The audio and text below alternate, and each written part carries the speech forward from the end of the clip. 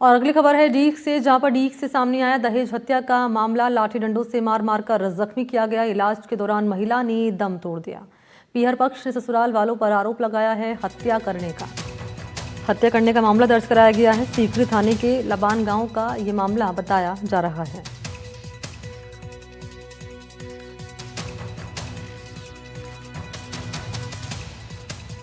तो दहेज हत्या का मामला ये डीग से सामने आया। लाठी डंडों से मार मार कर जख्मी किया गया।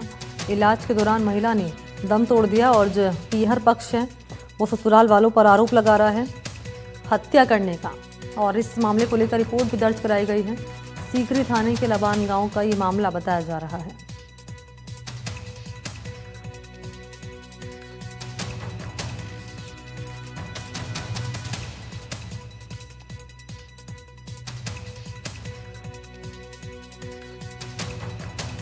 और सहयोगी अकरम इस वक्त मेरे साथ फोन लाइन पर जुड़ चुके हैं। अकरम, क्या कार्रवाई अब हो रही है आरोपियों के खिलाफ और महिला की पोस्टमार्टम रिपोर्ट को लेकर क्या जानकारी है?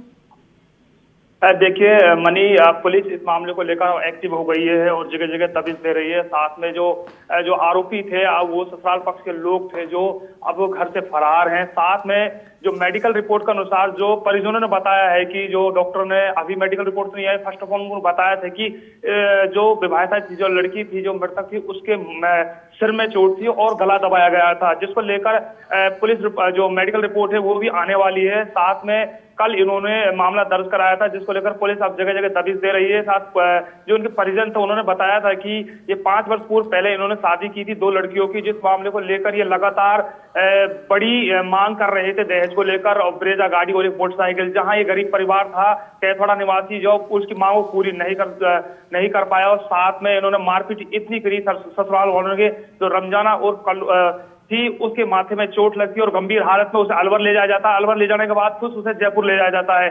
जब 19 अगस्त को इनके पीहर परिजनों को सूचना मिलती है तो जब यहाँ मौके पर पहुंचते हैं, जहां कल 28 अगस्त को वह अपना दम तोड़ देती है। और जहां इस मामले को लेकर ये सीकरी थाने पर मुकदमा दर्ज कराते हैं। अब मुकदमा दर्ज होने के बाद पुलिस एक्टिव हो चुकी है और लगातार दबिश दे रही है। जी मनी। ठीक है, शुक्रिया आपका अकरम तमाम जानकारी के लिए।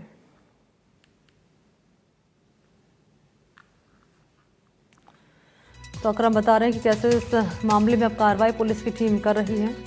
हत्या करने का, दहेज हत्या का ये पूरा मामला बताया जा रहा है।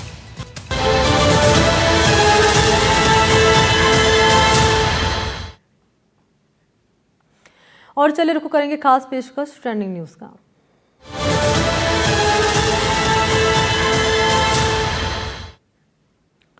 और बात करेंगे उत्तराखंड की, जहां एक बार फिर से बादल फाड़ तबाही देखने को मिली है। इस बार रुद्रप्रयाग और चमोली में सैलाब ने भारी तबाही मचाई है। मुसीबत का मलबा इतनी तेजी से आया है कि उसने लोगों को संभलने का मौका तक नहीं दिया।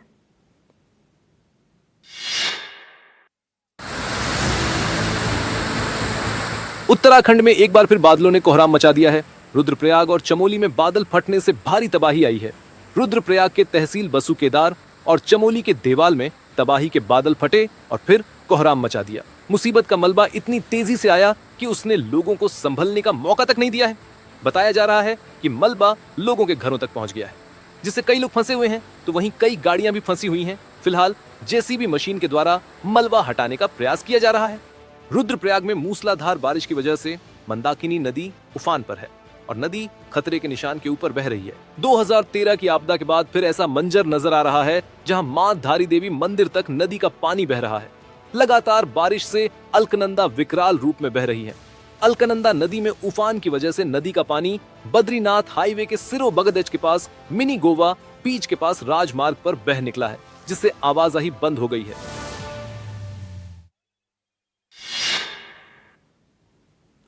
हिमाचल प्रदेश में एक बार फिर से कुदरत का कहर देखने को मिल रहा है। किन्नौर से लेकर चंबा और कांगड़ा तक भारी बारिश और बादल फटने की घटनाओं ने तबाही मचा दी है। मकान और पुल नदी में समा गए हैं। कहीं सड़कें बह गई और सड़कें बह जाने से संपर्क टूट गया।